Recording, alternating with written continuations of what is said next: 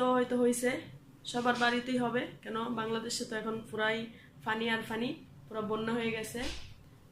তো আমার বাড়িতেও পানি ঢুকছে, কিন্তু কম ঢুকছে।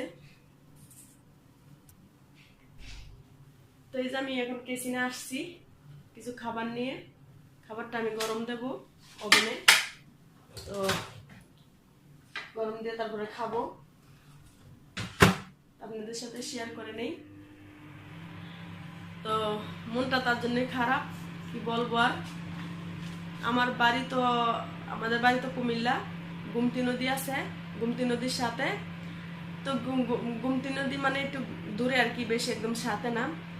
তো আমার বাড়ি মানে কি আপনার বাউন্ডারি করানো, আমি আগে বাউন্ডারি করে নিছি, তারপরে এটার ভিতরে আমি বিল্ডিং এর কাজ শুরু করছি।